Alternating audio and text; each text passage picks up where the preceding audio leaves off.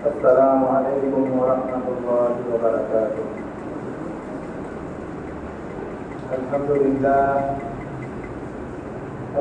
لله نحمده ونستعينه ونستغفره ونؤمن به ونتوكل عليه ونعوذ بالله من شرور أنفسنا ومن سيئات أعمالنا. من يهده الله فلا مضل له ومن يضلله فلا هادي له. ونشهد أن لا إله إلا الله وحده لا شريك له. ونشهد أن سيدنا ومولانا محمدا عبده ورسوله صلى الله عليه وعلى آله وأصحابه وبارك وسلم.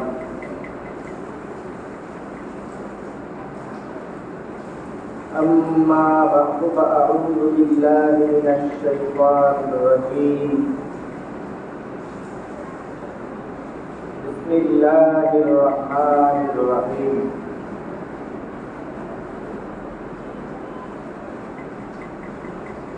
وقال لأتخذن من عبادك نصيبا مفروضا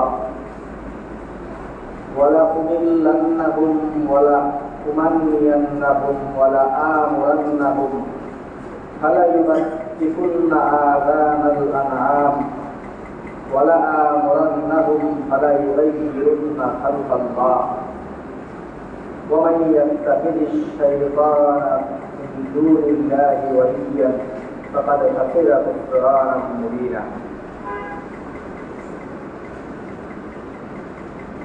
وعن ابن عباس رضي الله تعالى عنه أنه قال: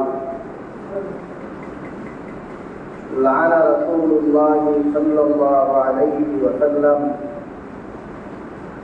الواشمات والمستوشمات والمتنمصات مبتغيات بالحسن مغيرات خلق الله أو كما قال النبي صلى الله عليه وسلم.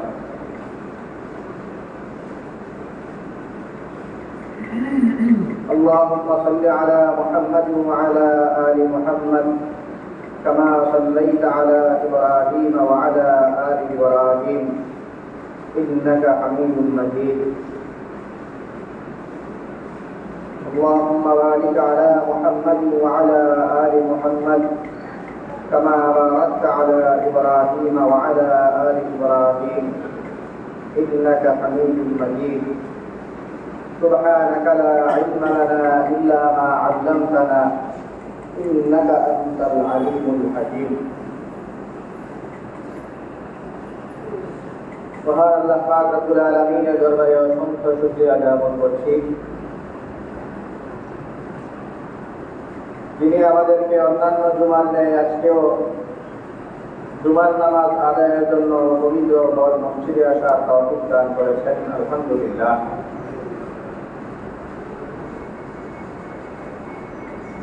মুহতারাম হাজিরিন,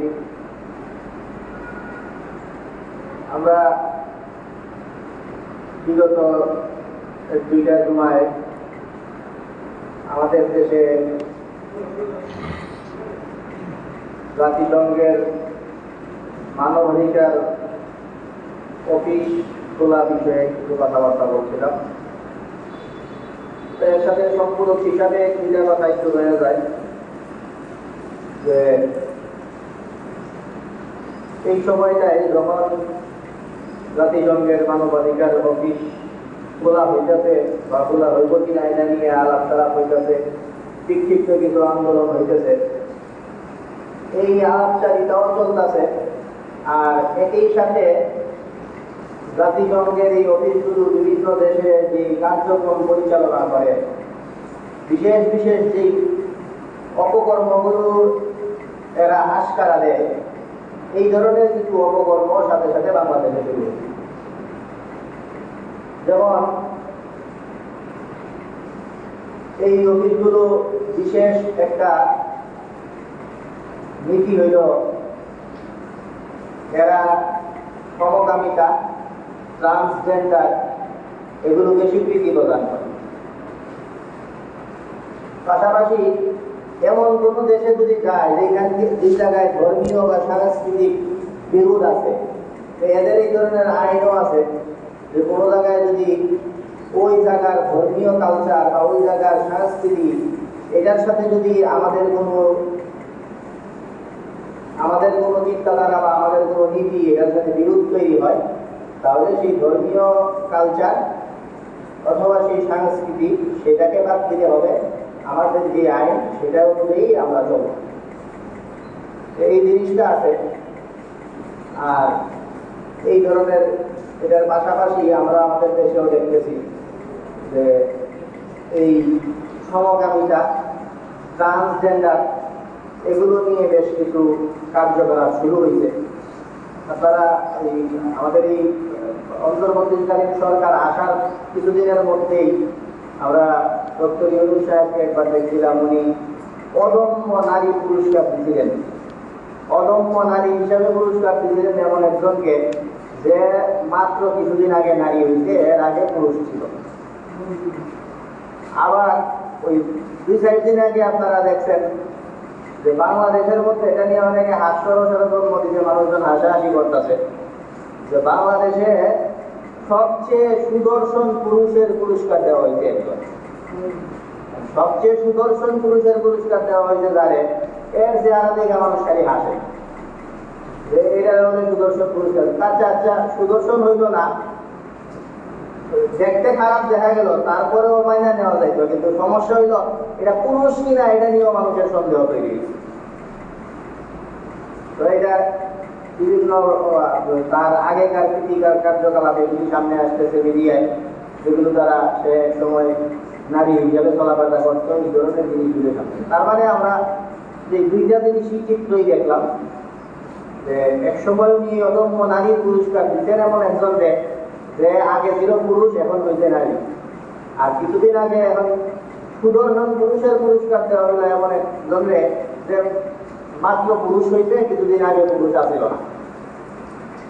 এই যে লিঙ্গ পরিবর্তন, ট্রান্সজেন্ডার, যেটা সমকামিতা, ট্রান্সজেন্ডার, এই কাজগুলি দেশে এই জাতিসংঘের আলাপ উঠতেছে। জাতিসংঘের কার্যকলাপের মধ্যে যেটা আছে যে আমরা এগুলিকে বৈধতা প্রদান করি, সেটাকে শুধু বৈধতা না, সেটাকে একদম মার্কেটিং করা, এদেরকে পুরস্কার দেওয়া, এদেরকে জাতির সামনে হিরো হিসেবে তুলে ধরা, এই কার্যকলাপগুলিও আমাদের সামনে চলা শুরু। আবার পাশাপাশি আমাদের এই দেশের জন্য হুমকি মনে করা হয় জাতিসংঘের এই অফিসকে, দেশের জন্য হুমকি মনে করা হয়, পুরো দেশের জন্য বিভিন্ন মানুষজন এটা বিভিন্ন দিক থেকে দেশের স্বাধীনতার জন্য হুমকি মনে করেন। আর অনেক মানুষ যেটা সেই আশঙ্কাটা করেন সেটা হলো যে আমাদের দেশের একটা অংশ, এই অংশকে এরা আলাদা করে দিবে, পার্বত্য অঞ্চলে খ্রিস্টান রাষ্ট্র ইত্যাদি হওয়ার জন্য এই জাতিসংঘ সহায়তা করে। আমরা দেখছি গত 2-4 দিন যাবৎ পাহাড়ি অঞ্চলে মারামারি গোলাগুলি হইতেছে, বান্দরবনে মানুষজন, রাঙামাটিতে গোলাগুলিতে মানুষজন মারা গেছে, ওইখানে সেনা কেন প্রত্যাহার করা হয় না, এগুলো নিয়ে আলাপ উঠতেছে।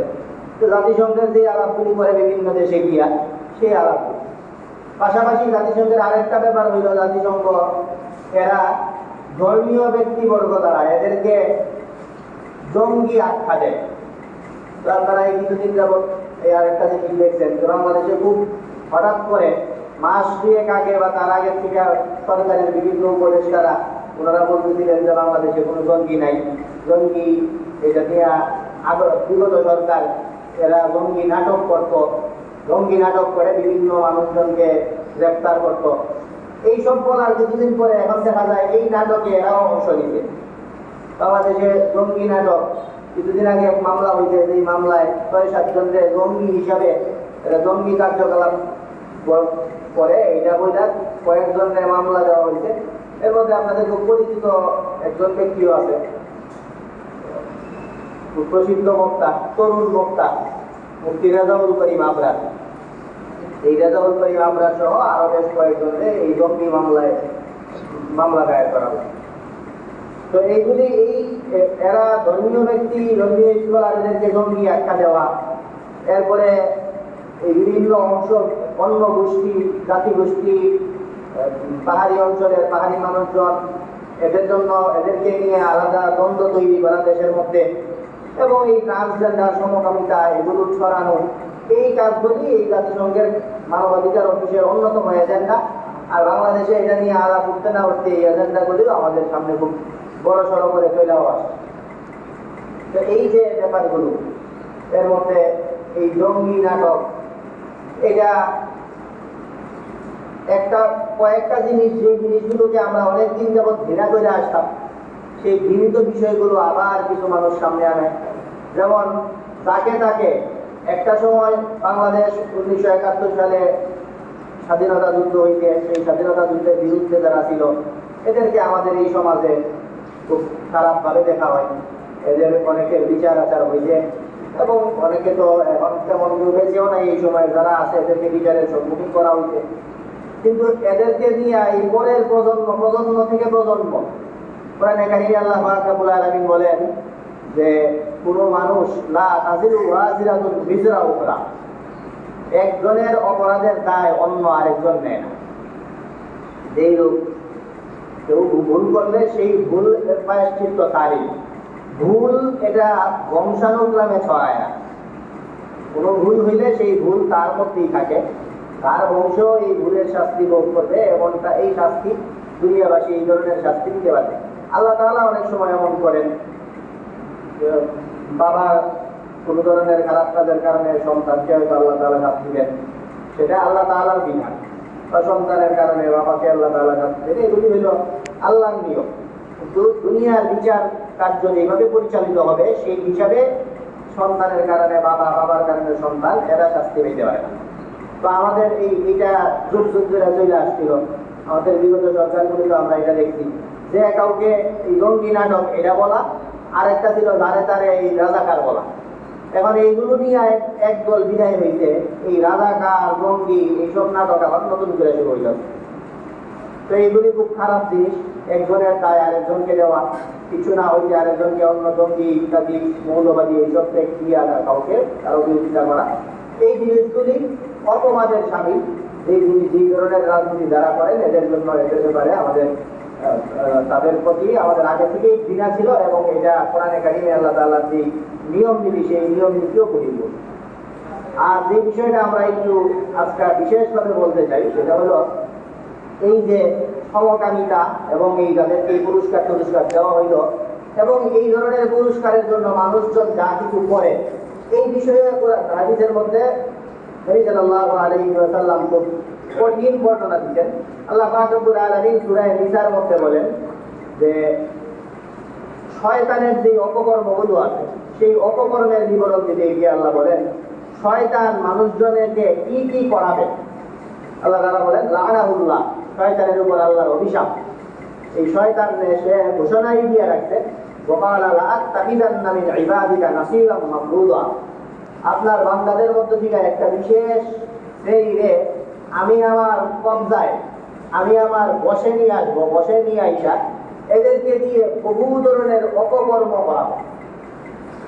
এদেরকে দিয়ে যে অপকর্ম করাবো সেই অপকর্মগুলো কি? এই অপকর্মের বিবরণ কোরআনে কারিমে সূরা নিসায় শয়তান বলতেছে। আল্লাহ তাআলা এই কথাটা উদ্ধৃত করেন, ওয়ালা উদিল্লান্নাহুম, শয়তান বলতেছে যে এদেরকে আমি বিভ্রান্ত করবো, গুমরাহ ভ্রান্ত পথে এদেরকে আমি নিয়ে যাবো। ওয়ালা উমান্নিয়ান্নাহুম, আর এদেরকে লম্বা লম্বা আশা আমি দেখাবো যে আরে দুনিয়াতে বহুদিন যাবৎ অনেক লং টাইম, দুনিয়ার জীবন অনেক বড় জীবন, এই জীবনটা উপভোগ করো। এইটা কবে না কবে কি হবে না হবে, দুনিয়াতে মানুষজন থাকার পরে মারা যাবে, মারা যাওয়ার পরে পরকাল হবে, ওইখানে আবার বিচার হবে, হাসর নাসর হিসাব নিকাশ, এত কিছু, এগুলি অনেক কথাবার্তা। এগুলোর পিছনে বইলা এত বড় দুনিয়ার যে জীবন, এই দুনিয়ার জীবন উপভোগ করা বাদ দিও না। এই সব চমকপ্রদ কথা আমি মানুষজনকে বুঝাবো এবং মানুষজনকে লম্বা লম্বা হায়াত করো, দীর্ঘদিন জীবন থাকবা, এই জীবন উপভোগ করো, এইসব বলে বলে মানুষজনকে আমি ভ্রান্তির পথে নিয়ে যাবো। ওয়ালা আমুরান্নাহুম ফালা ইউবাত্তিকুন্না আযানাল আনআম, এবং এদেরকে আমি প্রলোভন দেখাবো, এদেরকে আমি আদেশ করব। তো আদেশ করলে তারা ইউবাত্তিকুন না আযান আল আনআম, এরা চতুষ্পদ জন্তুর কান কেটে দিবে। তো চতুষ্পদ জন্তুর কান কেটে দিবে, এটা আমাদের এই সময়ের সাথে এতটা মিলে না। ওটা ওই জাহিলি যুগে মুশরিকদের একটা বিশেষ রীতি আছে। মুশরিকদের একটা রীতি হইলো, এরা একটা বিশেষ বাচ্চাকে, অনেকের বক্তব্য হইল যে কোনো প্রাণীর প্রথম বাচ্চাটা যখন হয়, তো বাচ্চাটা হইলে এই বাচ্চাটাকে মূর্তির নামে এরা দিয়া দেবে। মূর্তির নামে দিয়া দেওয়ার অর্থ হইল এটার কান কাইটা দিয়ে চিহ্ন স্বরূপ এটার কানটা কাইটা দিলে মানুষজন বুঝে যে এটার যা কিছু আছে সব মূর্তির নামে। এটার দুধ দহন করে আমি খাইতে পারবো না, এটার যে লেট যেগুলো আছে গোবর, এগুলো আমি আমার কাজে ব্যবহার করতে পারবো না। এই জিনিসগুলো বোঝার জন্য চিহ্ন স্বরূপ কান কেটে দেওয়া হয়েছে। তো কান কেটে দেওয়া দ্বারা বোঝায়, এখানে বোঝানো হয়েছে যে কান, শয়তান বলতেছে যে আমি এদেরকে বলবো যে কান কেটে দে। এর মানে নিল কান কেটে দে মানে মূর্তির জন্য এটারে ওয়াক্ফ করে দে, মূর্তির দিয়া দে, মূর্তির নামে। তো মূর্তির নামে দিয়া দে, এই ধরনের শিরকি কারবারের অর্ডার আমি তাদেরকে দিব, এটা। আর আরেকটা যেটা বলতেছে সেটা হলো আমাদের আজকের আলোচনার সাথে যেটা সম্পৃক্ত, সেটা হলো ওয়ালা আমুরান্নাহুম ফালা ইউগাইয়িরুন্না খালকাল্লাহ। আর আমি এদেরকে আদেশ দিব যে এরা যেন আল্লাহর যে সৃষ্টি আছে, যেইভাবে আল্লাহ মানুষকে সৃষ্টি করছে, এই সৃষ্টির মধ্যে বিকৃতি ঘটায়। মানুষজনকে আল্লাহ তাআলা যেইভাবে সৃষ্টি করছেন, সেই সৃষ্টির মধ্যে আল্লাহর দেওয়া সৃষ্টি এবং আল্লাহ যেভাবে মানুষজনকে থাকতে বলছেন, সেই মানুষের যে স্বাভাবিক গতিবিধি, এটাকে যেন এরা বদলে দেয়। তো এটা বদলে দেয় কিভাবে? এই ব্যাখ্যাটা হাদিসের মধ্যে বিশদভাবে নবী সাল্লাল্লাহু আলাইহি ওয়াসাল্লাম দিচ্ছেন। বিশেষভাবে নবী সাল্লাল্লাহু আলাইহি ওয়াসাল্লাম দিচ্ছেন দেওয়াটা শুরুই করতেন অনেকগুলি হাদিস, প্রত্যেকটা হাদিসের শুরুটাই হয়েছে এইভাবে যে লাআনা রাসূলুল্লাহ সাল্লাল্লাহু আলাইহি ওয়াসাল্লাম অথবা লাআনাল্লাহু লাআনা নবী সাল্লাল্লাহু আলাইহি ওয়াসাল্লাম। সবগুলি স্টার্টই হবে যে আল্লাহ তাআলা অথবা কোরআনে আছে নবী সাল্লাল্লাহু আলাইহি ওয়াসাল্লাম অভিসম্পাত করেন, অভিশাপ দেন। এই অভিশাপগুলি যে দেন তাদেরকে, এগুলো মূলত এই যে আমাদের এই অদম্য নারী পুরস্কারের পিছনে তারা ইয়ে করে, অথবা এই যে সুদর্শন পুরুষ, এটার পুরস্কার একজনে পাইল। আর এই পুরস্কারগুলি ছাড়াও এই টাইপের যে অনুষ্ঠানগুলি হয়, এগুলিতে যারা অংশগ্রহণ করে এরা মৌলিকভাবে করে। আর এরার পাশাপাশি আমাদের দেশে সাধারণ মানুষগুলো এগুলি অনেকগুলিতে জড়িত, এই পাগলার টালার এগুলির মধ্যে যায়, এগুলিতে গিয়েও মানুষ অনেকগুলি করে গেলে। এই বিশদ বর্ণনা যেইভাবে, এজন্য আমাদের ব্যক্তি জীবনের সাথেও এগুলি অনেকগুলি সম্পৃক্ত। আমাদের মানুষজন, বিশেষ করে নারীরা, বিশেষ করে এগুলির সাথে পুরুষদের মতো আছে। এই কাজগুলি যারা করেন, এগুলি আমরা এগুলি তালিকাটা পড়ি, এর মধ্যে দেখে দেখে এগুলি প্রতি আমাদের সচেতন থাকা দরকার। এর মধ্যে প্রথম যেটা সবচেয়ে এই আয়াত থেকে যে বিষয়টা সর্বাগ্রে ব্যাখ্যার মধ্যে আসে এবং হাদিসের মধ্যে যে কথাটা আছে, সেটা হলো আল্লাহর সৃষ্টি বিকৃতি করার অন্যতম একটা মাধ্যম হইল আল্লাহ তাআলা মানুষজনকে যা যা যেইভাবে রাখতে বলছেন সেইটা উল্টা করা। যেমন আল্লাহ তাআলা মানুষজনকে স্বভাবজাত, বিশেষ করে পুরুষদেরকে আল্লাহ তাআলা দাড়ি দান করছেন, নারীদেরকে আল্লাহ তাআলা লম্বা চুল দান করছেন। এখন এই দাড়ি কেউ কেটে ফেললে এটা আল্লাহর সৃষ্টি বিকৃতির অন্তর্ভুক্ত। নারীরা যদি তাদের চুল ছোট করে ফেলে, এটা সৃষ্টি বিকৃতির অন্তর্ভুক্ত। এই দুইটা জিনিস, নারীদেরকে আল্লাহ তাআলা চুলের মধ্যে চুল লম্বা করেন আল্লাহ তাআলা সৃষ্টিগত হবে, আর পুরুষের আল্লাহ তাআলা দাড়ি লম্বা করেন সৃষ্টিগত হবে। তো এই জিনিসগুলো দাড়ি যারা কেটে ফেলেন পুরুষেরা, আর নারীদের মধ্যে যে নারীরা চুল ছোট করে ফেলে, এটা করা মানে আল্লাহর সৃষ্টির মধ্যে বিকৃতি ঘটানো। এই হলো একটা। নবী সাল্লাল্লাহু আলাইহি ওয়াসাল্লাম হাদিসের মধ্যে বলেন যে আকুল্লুহা আউকুল্লুহা ওয়াকফিরুল্লুহা, তোমরা দাড়িকে ছেড়ে দাও, দাড়িকে মাপ করো, দাড়িকে লম্বা করো, বিভিন্ন ধরনের বর্ণনা। এবং কোরআনে কারিমে শয়তান বলছে যে আমি এটা করতে দিব না মানুষজনকে, আমি একটা পার্টিতে এমন বানাবো যেই পার্টিটা এই সৃষ্টির মধ্যে বিকৃতি ঘটাবে। যেইভাবে আপনি তাদেরকে এই দান করেন যে জিনিসগুলো, এইগুলো এরা নিজেরা এডিট করবে।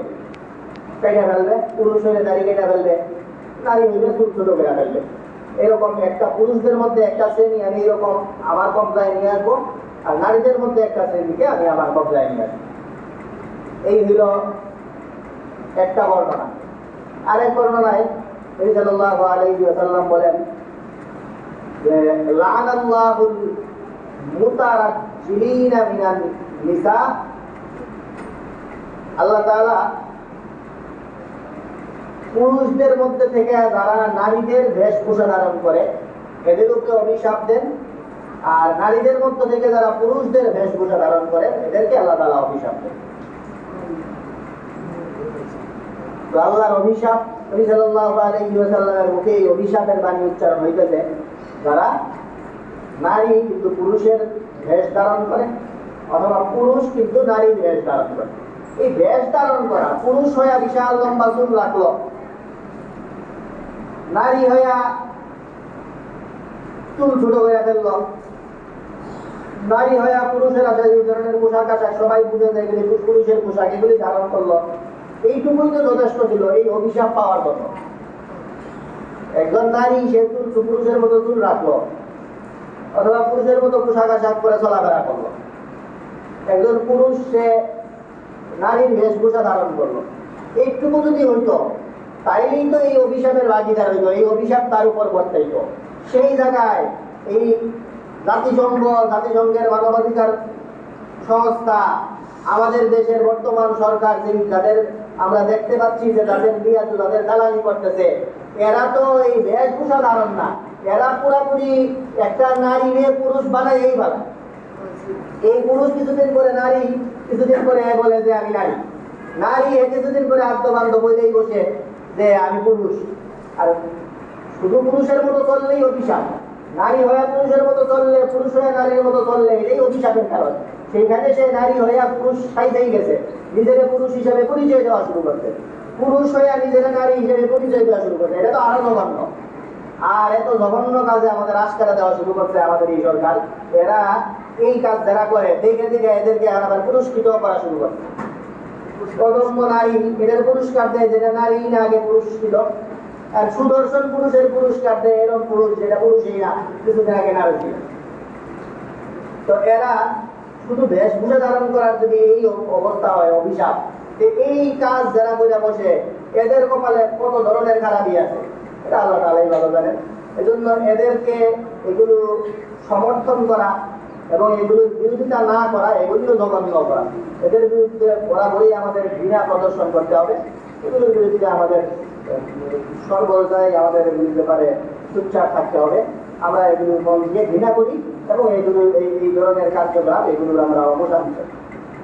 পাশাপাশি আমাদের অনেক মানুষজন নারী সাহিত্যে যাওয়া, এটা আমাদের দেশে চলা শুরু হয়েছে কিন্তু দুই চারটা ব্যাপার।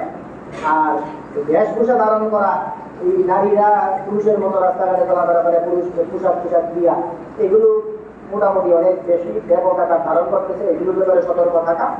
আর আমরা যারা একটু নিজেদেরকে ধার্মিক মনে করি, আমাদের মা বোনদেরকে যারা ধার্মিক ভাবি, এদের মধ্যেও কিছু সমস্যা মাঝে মাঝে দেখা যায় যেগুলো এই অভিশাপের মধ্যে পড়ে এবং হাদিসের মধ্যে স্পষ্টই বলা আছে এদের উপরে অভিশাপ। এই কাজগুলির ব্যাপারে আমরা সতর্ক থাকবো। সেগুলো হইল বিশেষ করে এই বিউটি পার্লার টার্লার, এগুলিতে এই কাজগুলি হয়। নবী সাল্লাল্লাহু আলাইহি ওয়াসাল্লামের আরো বেশ কিছু শ্রেণীর মানুষদেরকে, বিশেষ করে এরা মহিলাদের মধ্যে বেশি, এদের উপরে অভিশাপ দিলেন। হাদিসের মধ্যে আছে ইবনে আব্বাস রাদিয়াল্লাহু তাআলা বলেন, লাআনা নবী সাল্লাল্লাহু আলাইহি ওয়াসাল্লাম আল ওয়াসিমাত ওয়াল মুস্তাওশিমাত ওয়াল মুতানাম্মিসাত। এবং আরেক হাদিসে আছে লাআনা রাসূলুল্লাহ সাল্লাল্লাহু আলাইহি ওয়াসাল্লাম আল ওয়াসিলাতা ওয়াল মুস্তাওশিলাত। কয়েক শ্রেণীর মানুষ, এদেরকে নবী সাল্লাল্লাহু আলাইহি ওয়াসাল্লাম অভিশাপ দেন। এর মধ্যে একটা হইল পর চুলা ব্যবহার করে যারা, পর চুলা, চুল আলাদা চুল ইউজ করে, এই পর চুলা ব্যবহার যারা করে এদেরকে নবী সাল্লাল্লাহু আলাইহি ওয়াসাল্লাম অভিশাপ দান করেন। আর একটা হইল ওয়াল মুস্তাওশিমাত।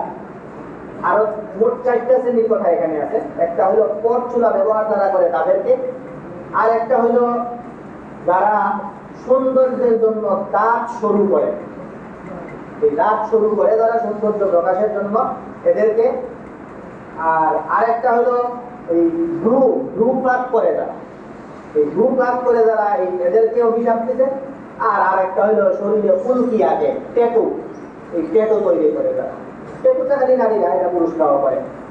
তো এটার মধ্যে বাকিগুলি সাধারণত বিউটি পার্লারগুলোতে নারীদের সাথে অনেকগুলো ঘটে।